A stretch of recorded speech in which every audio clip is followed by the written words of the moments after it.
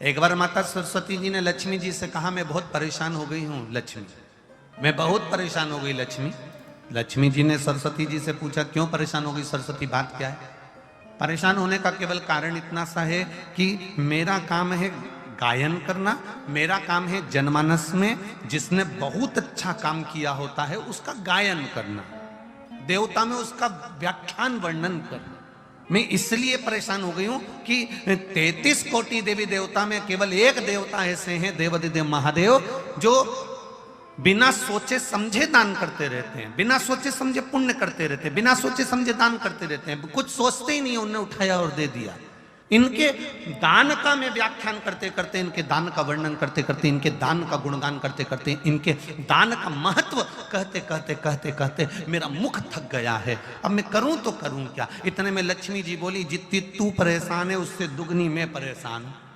अब लक्ष्मी जी ने जैसे कहा कि मैं परेशान, तो सरस्वती जी ने पूछा कि तू क्यों परेशान है? अरे भोलेनाथ जी का क्या है, कहीं पर भी चले जाते हैं, किसी को भी देख लेते हैं, एक लोटा कोई पानी चढ़ाते दिखता है, तुरंत खड़े होकर कह देते हैं, जा तेरे पास में संपदा की कभी कमी नहीं होगी। अब वो तो के आ जाते हैं, लक्ष्मी जी कह रही इतनी ड्यूटी बढ़ गई, इतनी ड्यूटी बढ़ गई कि मुझे दौड़ दौड़ कर उनके यहाँ संपदा देने जाना पड़ता।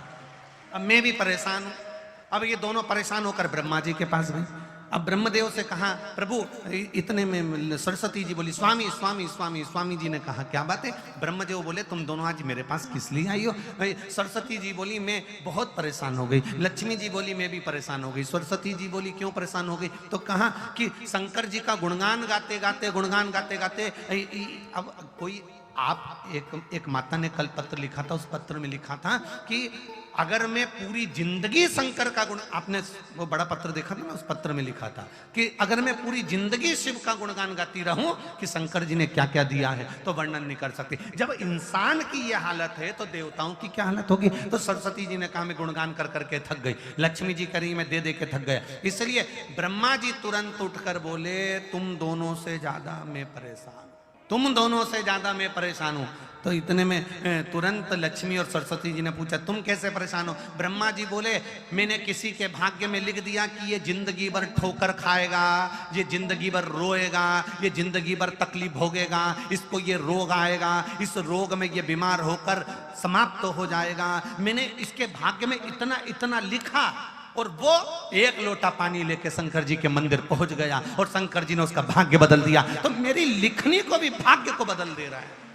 ये कलयुग में हो क्या रहा है समझ में नहीं आ रहा। ब्रह्मा कह रहे हैं कि मेरी लेखनी को पलट दे रहा है, वो महादेव से मैं भी परेशान हो गया।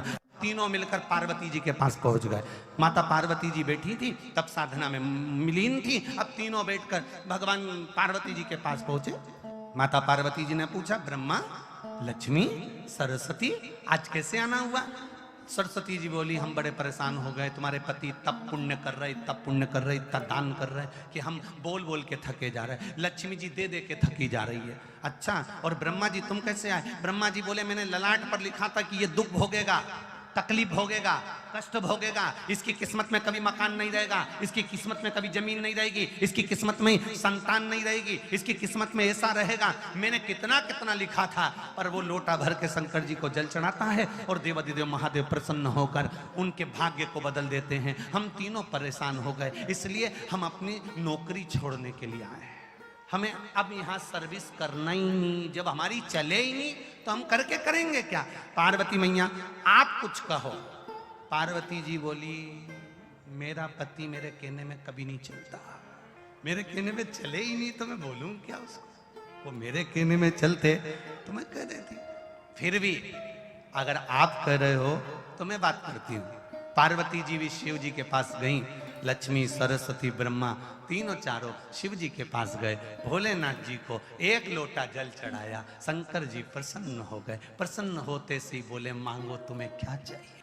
इतने में ब्रह्मा जी बोले, तुम ही देख लो, अब भी के अब भी हो गया। एक सेकंड हुआ बस, तुमने पानी चढ़ाया और वो बोल दिया, मांग क्या चाहिए?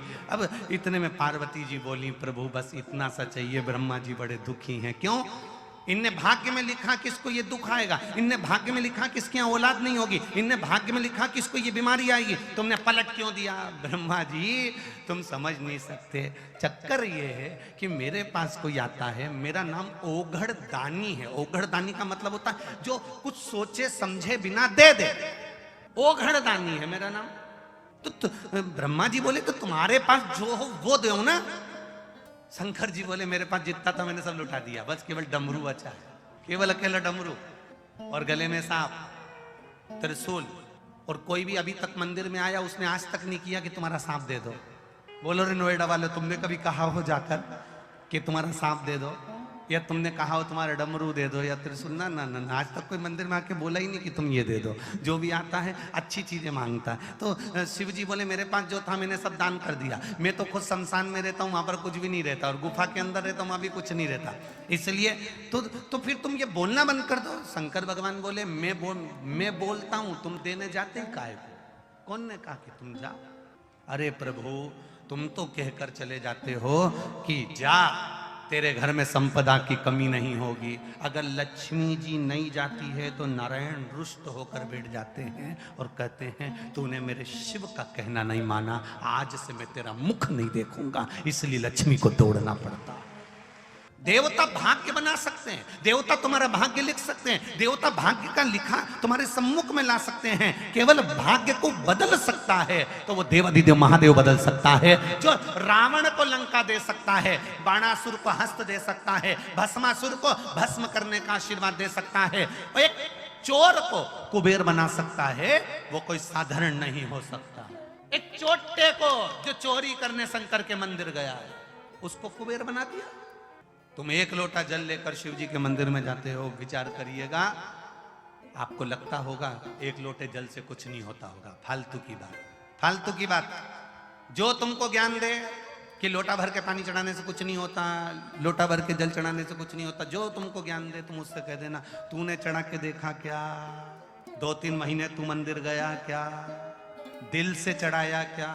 अगर तू मंदिर तक नहीं गया तो हमको ज्ञान देने वाला भी तू नहीं है।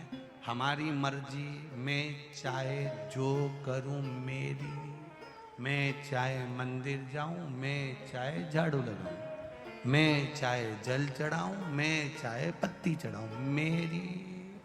ना तो मैंने तुझसे पूछा क्या है?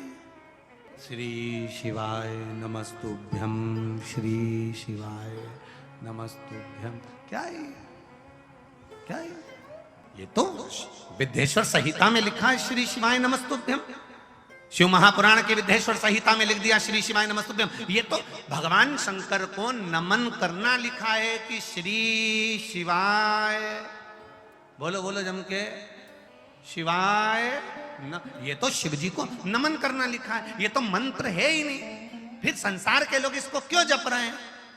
तो उनसे कह दो तो हम ये कहकर थोड़ी ना जप रहे कि मंत्र है, हम तो श्री शिवाय नमस्तुभ्यम।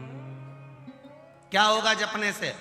शिव महापुराण की कथा कहती है, विद्येश्वर संहिता कहती है, जिसके मुख से श्री शिवाय नमस्तुभ्यम मंत्र निकलता है, जाप निकलता है, शब्द निकलता है, हजारों पाप भस्म होते हैं। और उसके मुख का दर्शन अगर कोई कर लेता है तो अश्वमेध यज्ञ का पुण्य पा जाता है। केवल मुख का दर्शन कर लेने से, श्री शिवाय नमस्तुभ्यम बोलने वाले का मुख का दर्शन कर लेने से एक आनंद। इसलिए आपसे कहा था किसी शिवालय में जाएं, जल चढ़ाने के लिए जाएं, आपको डरना नहीं है। जल चढ़ाते समय आपके मुख से आवाज निकलना चाहिए, श्री शिवाय। जल चढ़ाते समय तुम्हारे मुख से आवाज निकले। क्यों? अगर पास में खड़ा हुआ व्यक्ति कुछ नहीं बोलेगा, उसके कानों में भी अगर ये मंत्र जाएगा, पलटकर तेरा मुख का अगर वो दर्शन भी कर लेगा तो संसार सागर से पार उतर जाएगा। केवल दर्शन कर लेने वाला